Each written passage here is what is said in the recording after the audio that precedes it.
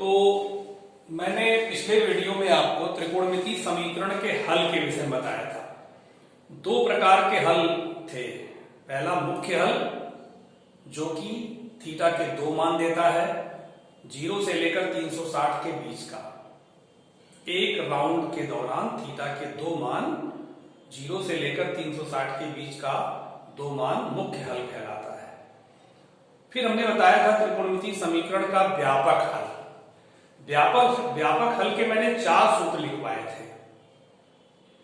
4 सूत्र लिखवाए थे। साइन के लिए एक था, एक कास के लिए था, एक टैन के लिए था। 3 ये था और एक द्विघातीय त्रिकोणमितीय समीकरण के लिए था।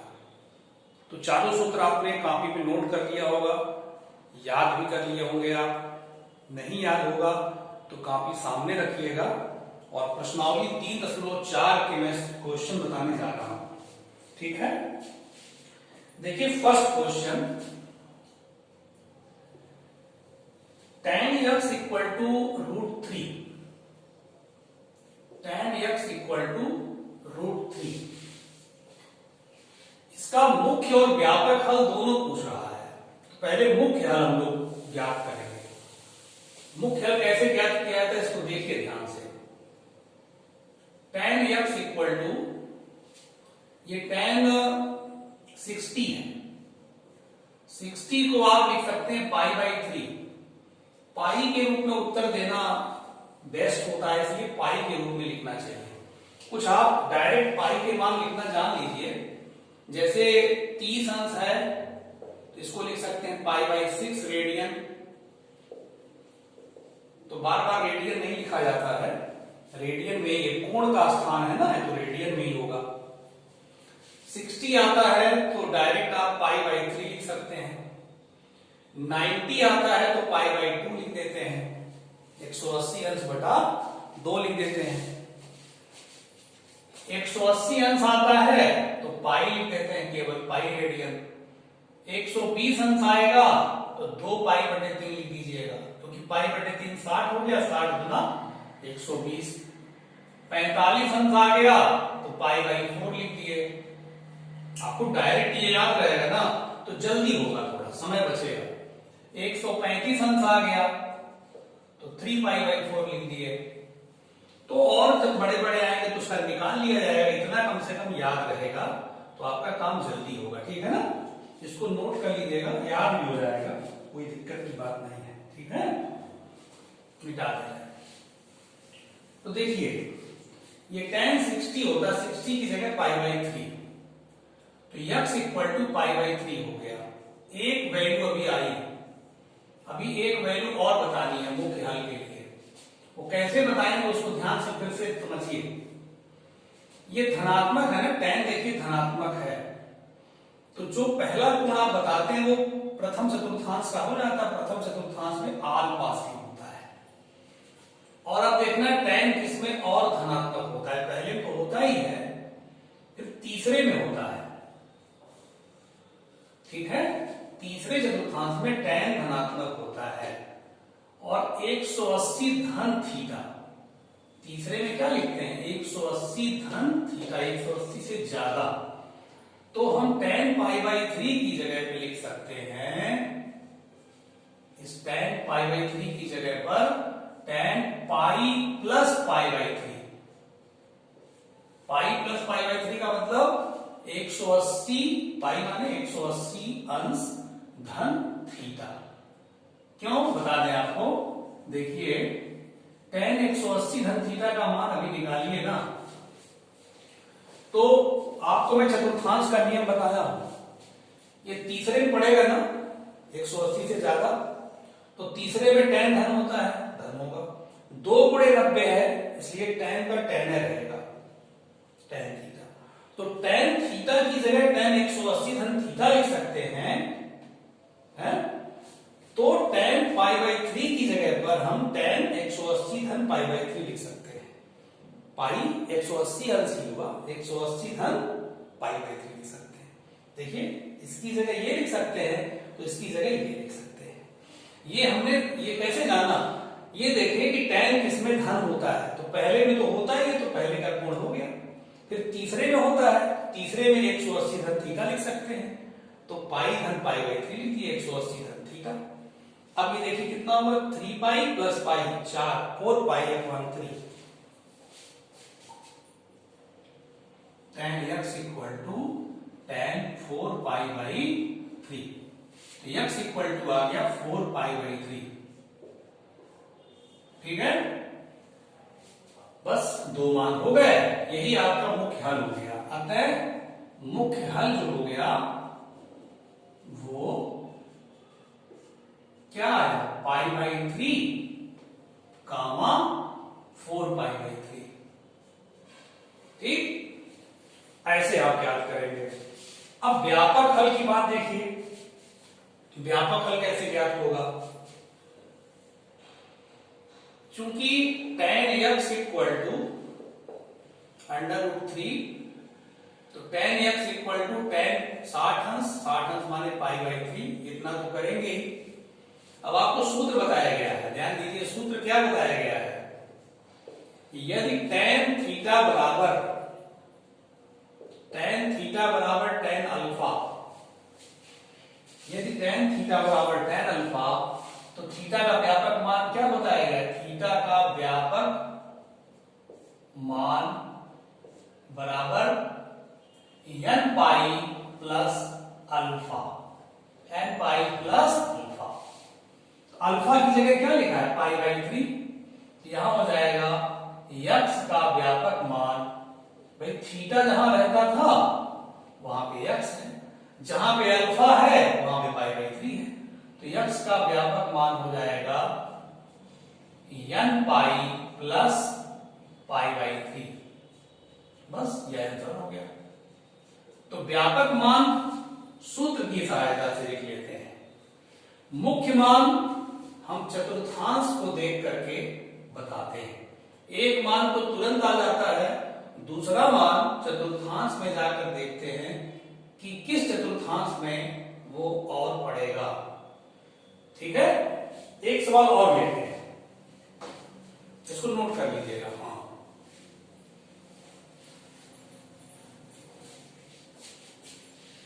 एक क्वेश्चन और लेते हैं, देखिए इसी टाइप का। जैसे चौथा क्वेश्चन है, कोसेक x इक्वल टू -2। ठीक, देखिए मुख्य मान पहले बताने जा रहे हैं। मुख्य मान कोसेक x इक्वल टू, देखिए 2 होता है कोसेक 30 अंश का मान, कोसेक 30 को लिख सकते हैं पाई बाई 6, बताए थे, लिख लिए होंगे, पाई बाई 6, 30 अंश है ना, 180/6। तो देखिए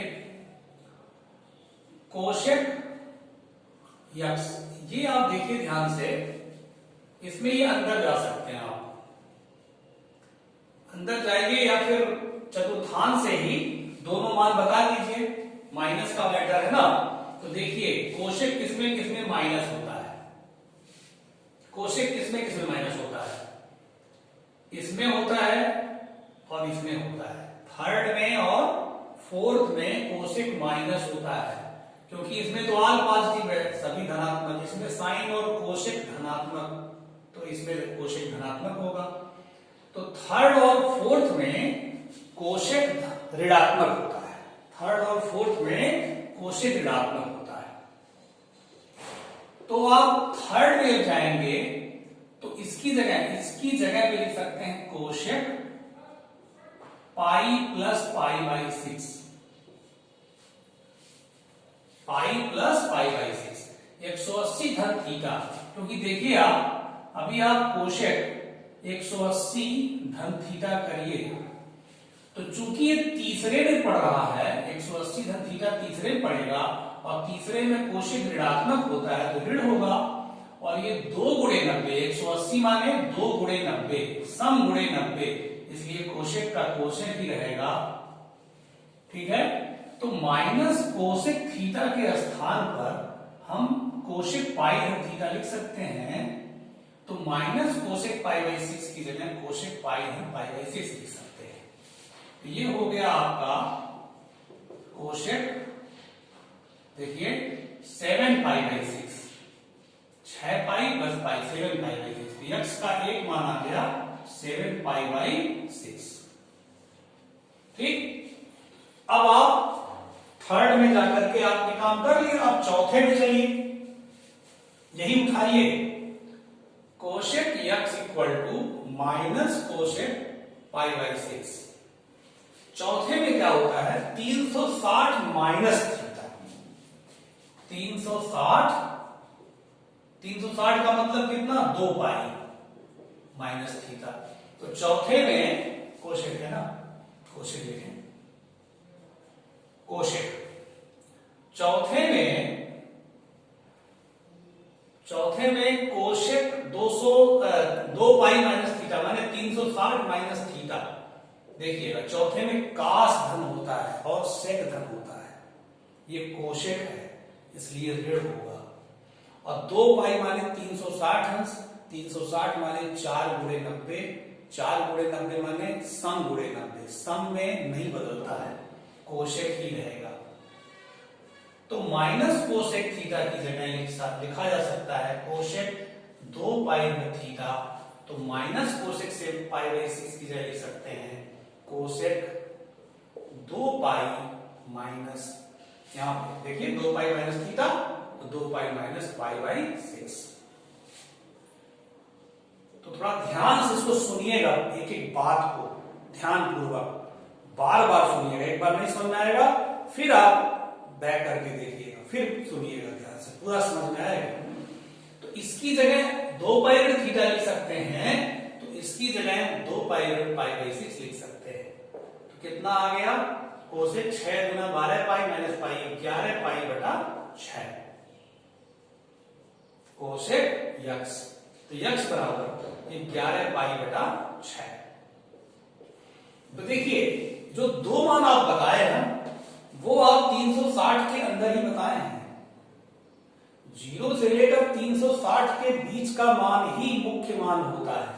अतः मुख्य हल कौन कौन हो गए 7 पाई बाई 6 और 11 पाई बाई 6, ये 2 मान मुख्य मान हुए, मुख्य हल हुए। अब इसका व्यापक हल देखिए, व्यापक हल बचा है, इसको नोट कर लीजिएगा। व्यापक हल के लिए देखिए क्या, व्यापक हल सूत्र से डायरेक्ट आ जाता है। तो मैंने बताया ना साइन कास टैन का ही सूत्र होता है, कोशेक का सूत्र होता नहीं है, इसको पलट लीजिएगा। साइन यक्स इक्वल टू हो जाएगा जब इधर पर कोशेक का व्युत्क्रम साइन और इसका व्युत्क्रम -1/2, तो ये आपका sine x equal to minus sine 30 अंश माने पाई बाई 6। ठीक, अब ये आप अंदर लेके चले आइए साइन माइनस को, माइनस पाई बाई 6 अंदर जा सकता है क्योंकि अंदर से बाहर भी आता है। अब साइन का सूत्र आप जानते हैं व्यापक मान के लिए कि यदि साइन थीटा बराबर साइन अल्फा, तो थीटा का व्यापक मान क्या होता है, फार्मूला आप निकालिए कॉपी, n पाई प्लस -1 पे घात n और अल्फा। ठीक है, तो देखिए अल्फा की जगह यहां पे क्या है -पाई बाई 6 और थीटा की जगह क्या है यक्स, तो यक्स का व्यापक मान क्या हो जाएगा, यही व्यापक हल है, व्यापक मान बराबर n पाई प्लस -1 पे घात n और अल्फा की जगह -पाई बाई 6, ये आंसर हो गया। ठीक है, इस तरीके से आप ये काम कर सकते हैं। देखो इसको और व्यापक मान एक तरीके से और निकाला जा सकता है, वो भी देख लीजिए, किनारे बनाते रहे या करके, या जैसे साइन यक्स बराबर कितना आपका है माइनस साइन पाई बाई 6, तो माइनस को हटा ले चतुर्थांश की मदद से, देखें कि साइन किसमें ऋण होता है, साइन तीसरे में ऋण होता है और चौथे में ऋण होता है, तो तीसरे में आप जब बात करेंगे तो तीसरे में 180 धन थीटा, मतलब अभी आप देखिए तीसरे में साइन 180 धन थीटा का मान निकाले कोई तो माइनस साइन थीटा आएगा। तीसरे में साइन माइनस होता है, 2 गुणे 90 माने सम गुणे 90, तो साइन का साइन ही रहेगा थीटा। तो माइनस साइन थीटा की जगह ये लिख सकते हैं आप, तो क्या माइनस साइन पाई बाई 6 की जगह ये नहीं लिख सकते हैं? लिख सकते हैं, है ना। तो ये आपका आ गया sine 6 pi plus pi 7 pi by 6। अब आप थीटा का व्यापक मान दे रहे हैं, मान लीजिए थीटा का एक्स का व्यापक मान। देखिए आंसर थोड़ा डिफरेंट कभी किसी का आ सकता है, तो दोनों सही होता है। जैसे एक्स का व्यापक मान लड़के ने निकाल दिया है ऐसे, ये भी सही है, या कोई लड़का ऐसे कर रहा है, कोई छात्र इस तरह से कर रहा है, व्यापक मान के लिए, मुख्य मान के लिए तो सेम है दोनों। व्यापक मान में क्या है ना कि माइनस को अंदर ले जाके माइनस में ही डायरेक्ट आंसर दे दिया। दूसरा कोई छात्र ऐसा करता है कि माइनस को चतुर्थांश की सहायता से हटा लेता है, माइनस को हटा लिए, देखिए चतुर्थांश की सहायता से ये आ गया। अब व्यापक मान देने के लिए देखिए अल्फा की जगह क्या आ गया 7 पाई बाई 6 और थीटा की जगह x है, तो x का व्यापक मान n पाई प्लस -1 पे आते हैं n और अल्फा की जगह 7 पाई बाई 6। ये भी आंसर है, मतलब ये आंसर है, सही भी है, और ये भी आंसर है, ये भी सही है। दोनों में से किसी तरीके से व्यापक मान आप निकाल सकते हैं। इसको आप बार बार देखेंगे, समझ में बहुत अच्छा आएगा, ठीक है ना। एक क्वेश्चन और मैं ले रहा हूं, इसको नोट कर सकते हैं आप। मतलब ये देखिए ये वाला लगाना यहां तक या फिर ऐसे लगा सकते हैं, दोनों सही है। एक क्वेश्चन और देखिए, अभी और समझ में आएगा अच्छा।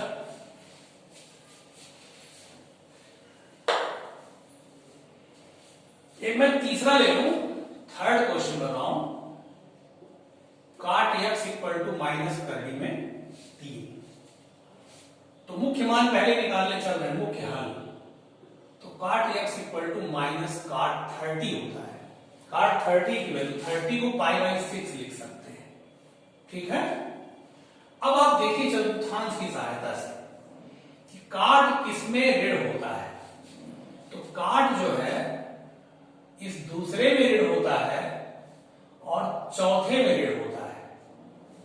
काट जैसे जो चिन्ह यहां रहे वही हम देखेंगे कि वो किस चतुर्थांश में वो चिन्ह पड़ता है। ऋण है तो हम देखेंगे काट किसमें ऋण होता है, तो दूसरे में और चौथे में काट ऋण होता है। पहले में आल पॉजिटिव है और तीसरे में tan काट धनात्मक है, तो दूसरे में और चौथे में काट ऋण होता है। तो दूसरे में आप जाएंगे 180 माइनस थीटा और इसमें 360 माइनस थीटा, ठीक है। तो काट x इक्वल टू इसकी जगह लिख सकते हैं काट पाई माइनस पाई बाई 6।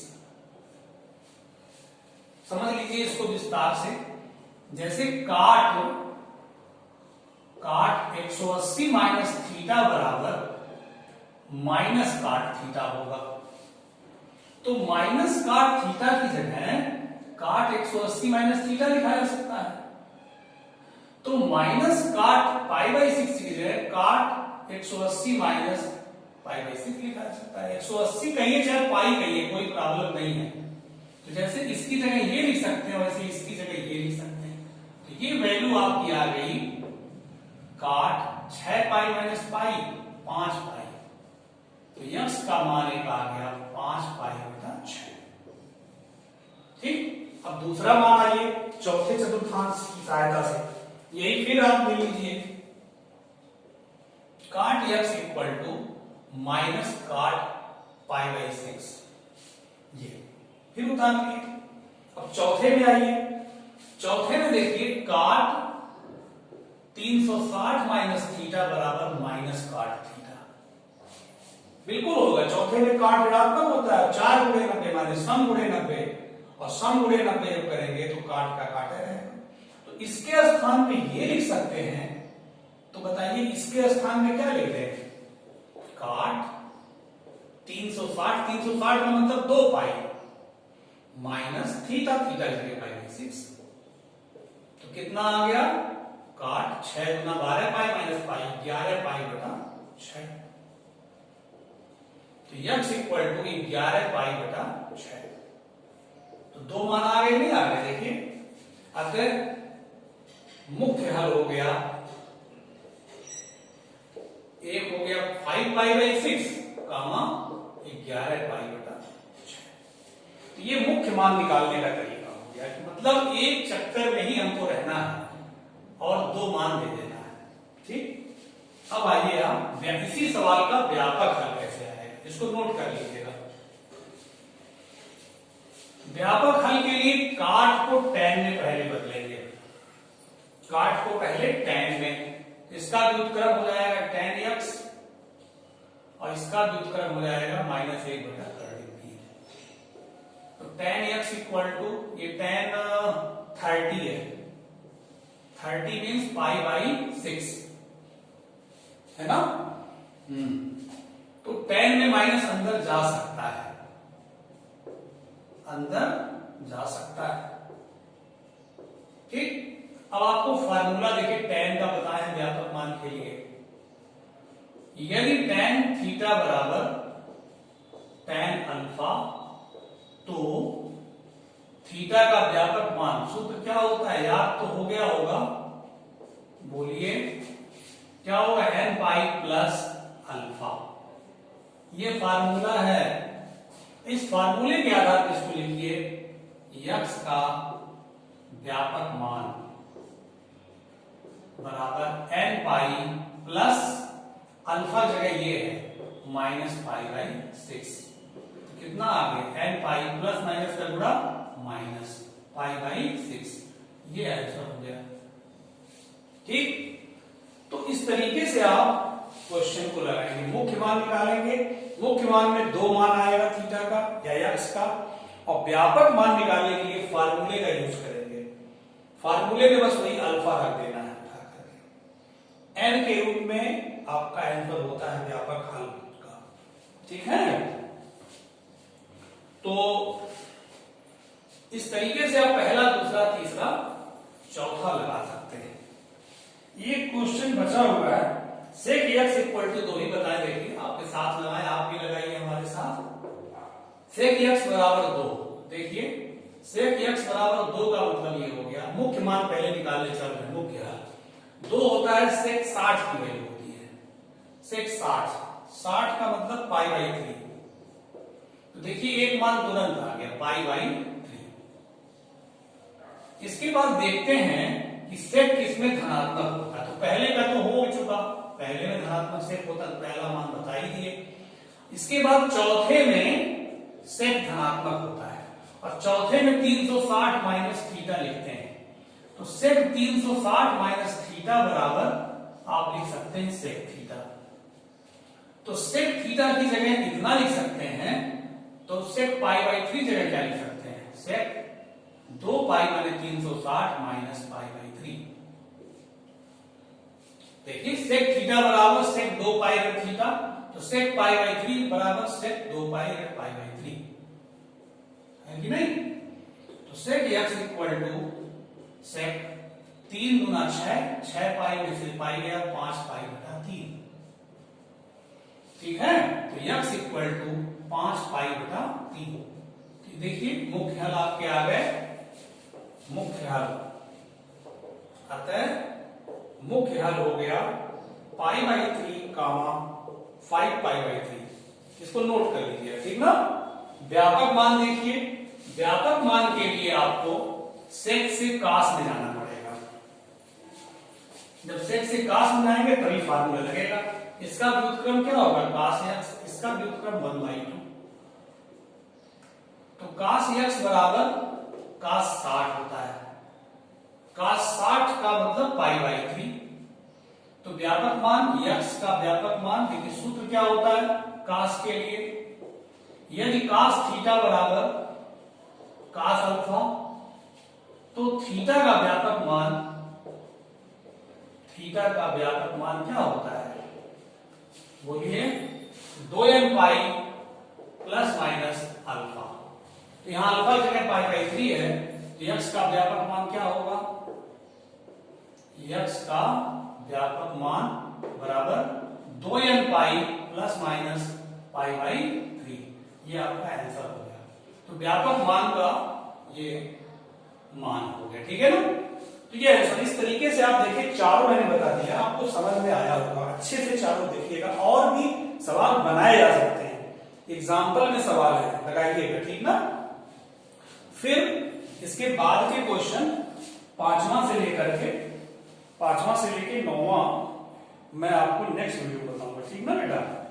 और ध्यान से लगाया करिए, जब एक बार सुनते हैं नहीं समझ में आता है, फिर आप बैक करके दोबारा सुनिए, उसको ध्यान से सुनिए, समझ में आएगा। फिर आपसे मिलते हैं नेक्स्ट वीडियो।